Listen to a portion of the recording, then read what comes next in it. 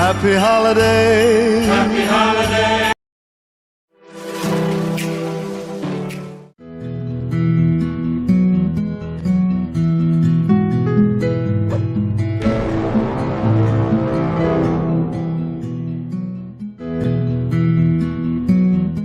Welcome to the Blue Table Talk Show, the show that helps Nigerians make informed migration decisions.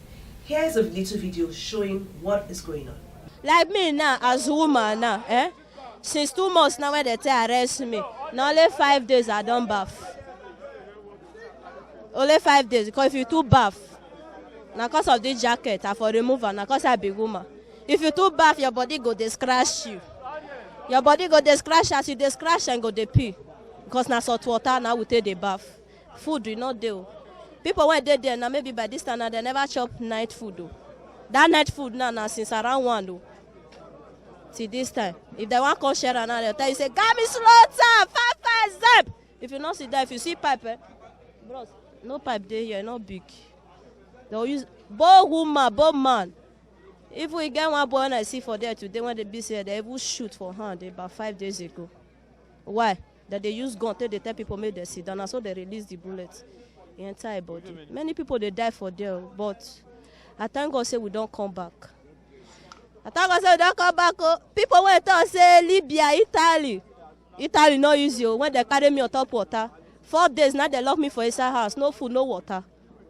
I nearly die. Now God when me heaven and earth now save me. People when they hear my voice or that they see me for television. Or that they hear for radio. If you get 1 naira for Nigeria, you get junior one, you say you no get papa, you no get mama, that make you come out. I beg go they do farm work. You better pass person when enter road. If you can't touch the one they see for desert, you feel stay inside motor now, you they see spirit. People when they die for desert, now spirit, now they kill many pass. Not be any other thing. You see that prison? Not be where person they go. And we're back after that video. And the question I'm asking today is leaving Nigeria at the risk of losing your life really worth it? The show will be providing the public with detailed information about the current situation in Libya and the risks that are faced by females and minors on this horrible journey. And with me in the studio today are 2 guests that are going to do justice to this. I have with me here Chinenazu, who is the founder of Female Returnees Forum of Nigeria, as well as a returnee herself, and she's going to share her story and how she's rising above this horrific experience. While I also have with me in the studio Ibidu Oboye, who is a TMP counselor, and she's going to be sharing with us experiences from the field and a few things that she and the organization have been telling Nigerians in order to help them prevent this crisis of irregular migration. I would like to ask Ibidu a few questions at this point. So Ibidu, it's obvious that you get to deal with this kind of narratives and experiences. How would you say, what is it that about the situation in Libya? Have you been told are pushing Nigerians there, and how is your work really helping this situation? You see, a lot of people don't know the situation in Libya before they embark on the journey. Libya is a very unstable country. Since 2011, they have been fighting war. They had their first civil war in 2011. They had another one in 2014. And the situation of the crime, violence, terrorism is high. And a lot of Nigerians don't know this. They just pack their loads and during their war and shooting and crisis, migrants are caught in this crisis. They are subjected to different inhumane conditions. Some people are trafficked, exploited, forced labor. It's a country that is already in war, so there's nobody to look out for any migrants. So even the people in the country are taking advantage of the situation that they can easily kidnap and do whatever they want to migrants. So in this case now, what would you say that the impact of your work, what would you say the work you're doing is really doing to help returnees or migrants like this? You see, because a lot of people don't know the situation, they are naive, and they are being told by agents and smugglers totally 360 wrong situation of the country. They feel that once they arrive in Libya, they can do this. After some days, they can now take their journey to Europe. But because of their fleeing poverty, according to them, they are feeling unemployment. They want to get jobs, and they believe there are jobs in even Libya that is even in war. Yeah, They believe there is job for them, that once they can make something. Those are the push factors. Then now the insecurity of the country. Apart from these push factors, the fear of poverty. Some of them are not totally poor, but the fear that they might not even be able to increase their situation, better their life. Okay, so Chia, so I'm going to ask you, why did you travel out of Nigeria in the way you did? What pushed you? What made you take those steps? Okay, so I actually traveled 2017 around June, but before I left, I was supposed to graduate 2014. I studied architecture in Enugu State University of Science and Technology. So I had difficulty paying on time. School put rules that you could pay 10,000 naira extra, and with that you could see your results, but never knew that from my first year to my final year there was no result. So we thought at the final year all the results would be posted and we'll see our results, but then I had about 29 outstanding results. So I went back home, started doing business with my mom. We did the business for a while and things changed. So I moved to town. I started working as a teacher where I was earning about 10,000, and I had my younger ones in school as well. I took JAMB again, it didn't work, and then So you took JAMB after 4 years plus of being in school? Yes. Wow. I met someone who actually professed love. I was 26, so I was excited about everything, and then I got pregnant. Things changed again. He said he was not ready for it. I should get rid of the pregnancy. It was my first. I was 26 as at then. So, and then I put to bed the next year, which was 2017, March. So 4 months down the line, my baby was 4 months, and family members who were outside the country, they proposed to help some of us who were at home, who were about 4. And then when they told us about the opportunity, because things was already messy on my own end, I didn't really have much to say, because everyone believed that I needed to take the opportunity, especially mom.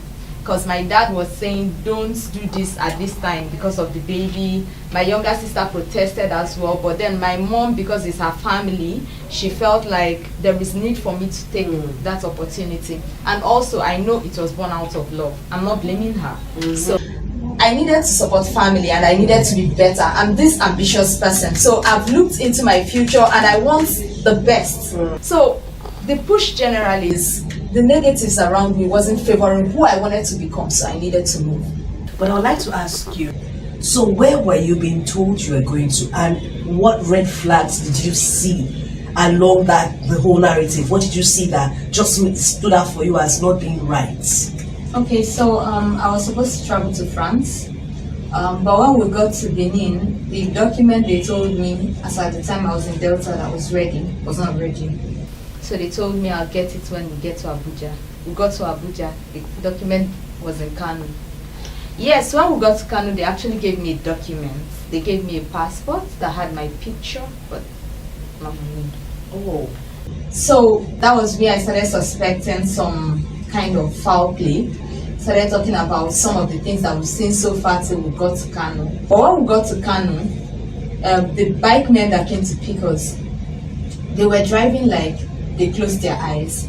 It was clear that they were hiding from something. But they didn't take us through places where we could see a lot of people. And then when we got somewhere, they locked us in a house. We also met several other migrants who were also embarking on the same journey in that place. So some of them said certain things about the journey, their experience, and their hopes. That was more like an encouragement for me. But then when we got to the border, I gave them my document. They asked me questions. I'm a smart person, so I just gave them answers and I left. Between Nigeria, the border between Kano and I don't know if it's Niger, but I just know that it's a border. It's a border out of Nigeria. Out of Nigeria.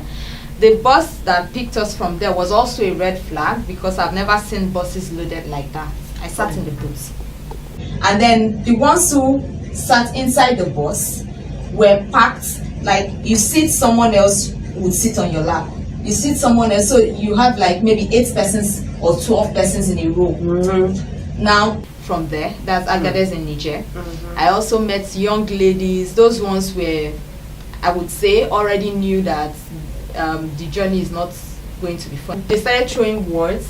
I cried. My sister was like, "Why are you crying? It's just." So was your sister on the journey with you as well? Yes, my cousins. There are 2 of them. So I told you they took 3 persons. Yes. 3 ladies and a guy. So yeah. At the beginning of the journey, did you actually know that this journey was going to be by road, or were you told that you were going to fly? They were not being honest about it at the very beginning. Okay. But then when the journey had already started, was when they started opening up about being road, you're going to go through land. And for me, land is land. But I never knew it was desert. And then I would have also known from the packing of bags. Because for me, before I left home, I had a lot of things in my bag. But when I got there, they removed so many things from my bag, and then they repacked the bag. They put wrapper, very thick wrapper that I didn't have. They put it in the bag. They changed my sweater. They put a very thick sweater for me, and they were telling me there is cold over there. And then they removed some of my. I was comfortable. They removed some of my trousers. They put only 2, put t-shirts, about 3 t-shirts, and they told me in 4 days you would arrive where you're going. What do you need all of this for? And then the food they packed was funny. They put biscuits, though I love biscuits a lot. They put biscuits, and then they put some nonsense granite and these corn. Oh yeah, so it was really more like it was like a hostage situation. Yes, so they give you enough to keep you because but you didn't know that was the intent.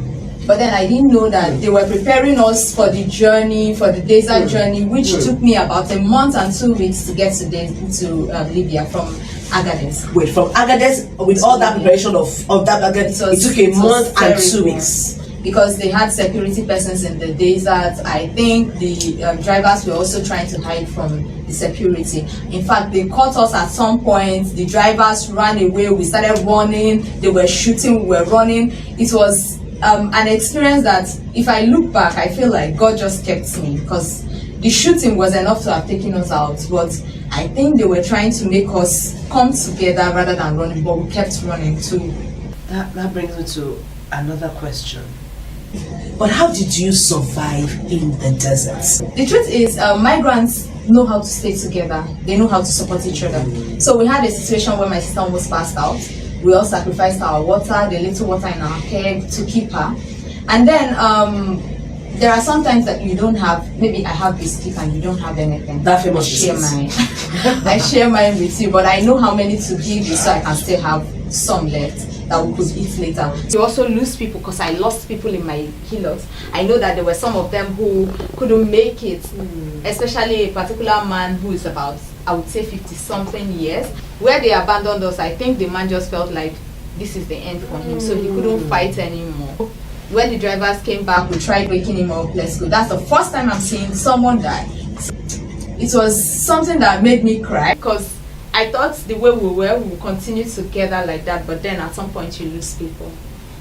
Okay, so how did you eventually get to Libya? One driver kind of kidnapped us, because when the first driver ran, I told you they keep running. When there is security agencies chasing, the drivers will abandon you, another driver will help you. So you're feeling like the driver is actually helping, but he's also trying to make his money. Tried running away, and then I met a security officer who told me, I want to go back home. The man kept saying, go to Libya. So he's not speaking English. He's saying Libya, I'm saying Nigeria. And then those my cousins were saying, if he's saying we should proceed on the journey, let's ask him if he has help. He then said he has where other Nigerians are, he will take us there.